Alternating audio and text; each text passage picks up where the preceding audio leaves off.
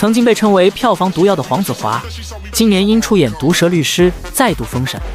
作为栋笃笑鼻祖，他的栋笃笑影响着整个粤语地区。他的栋笃笑有什么样的独特魅力，使得他在人生中演講的秀場座無虛席，一票難求呢？今天小編和你盤點下黃子華名場面。你問99%嘅老夫老妻啊，你問下佢哋，你嘅相處之道係乜嘢？都係俾呢個答案俾你嘅，忍咯，忍下，好快就過噶啦。乜嘢過咗？人生咯。咁忍嚟做咩？你都唔明嘅，你哋未結婚嘅，你哋啊，你哋未結婚呢啲啊，你放咗工好無聊啊，你人生係咪？我哋結咗婚好充實㗎啊！你哋放咗工誒唱 K 啊，諸如此類啊，我哋一放咗工就開始忍佢，放假仲充實，忍埋佢全家。同埋忍咧有個好大個好處嘅喎，好過癮嘅喎。你忍開佢一樣咧，你就覺得佢樣嘢都要忍嘅。你睇佢衰樣，你睇咪？你睇有冇人見過咁樣食飯嘅咩樣啫？啊，食飯食成咁樣做乜鬼嘢啫佢？啊，成日都係咁樣，成日一路食飯一路呼吸嘅，真係。各位老闆，你哋明唔明點解你要出糧俾我？唔係因為我為公司做咗啲乜嘢，而係因為我為咗呢份工，我冇為自己做咗啲乜嘢。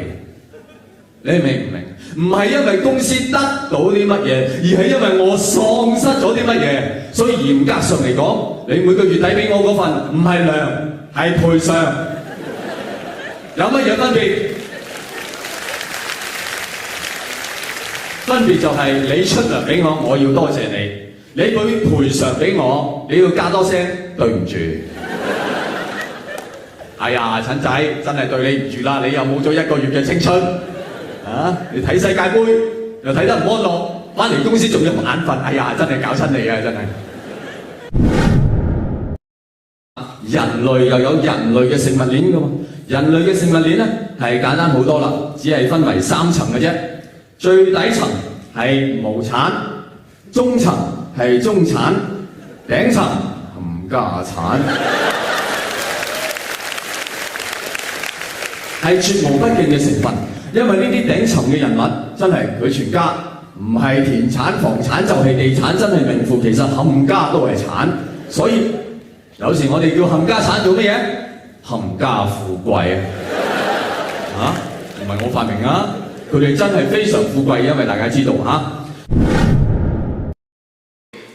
我阿爺已經100歲左右㗎啦，佢走去投資喎，係咯，咁啲人就好似你嘅反應啦，咁啊同佢講：哇，阿伯，你要小心喎，你啲棺材本嚟㗎噃，啊，咁你因住輸咗喎，咁我阿爺就話：實輸晒㗎，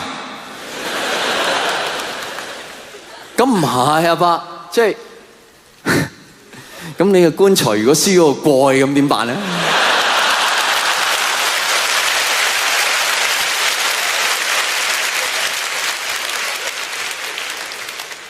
咁咪唔使釘蓋啦？唔釘蓋係咪死唔到㗎？呢個就係我阿爺嘅態度啦。我阿爺成日講，有乜嘢投資係高風險得過？我夜晚屙第8次夜尿，我有糖尿病、心臟病、血壓高、血壓低，我夜晚屙尿唔開燈。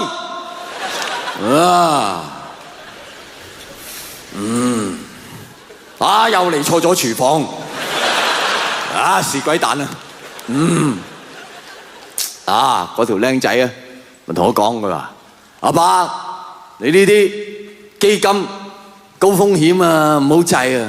我問佢：咁你基金過唔過到今年啊？佢話：咁又冇問題。我問個醫生我過唔過到今年，佢話唔敢答我喎。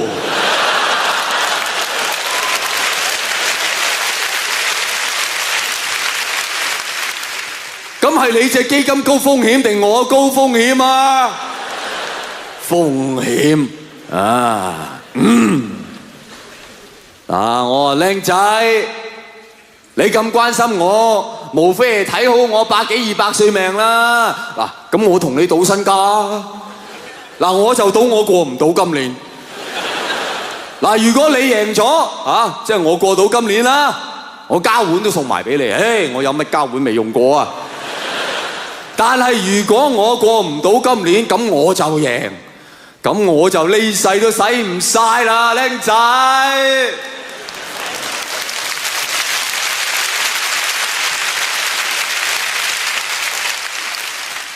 我哋有冇諗下呢句説話嘅邏輯即係咩？即係其實我哋唔夠錢使，大部分嘅原因係因為我哋太長命啫。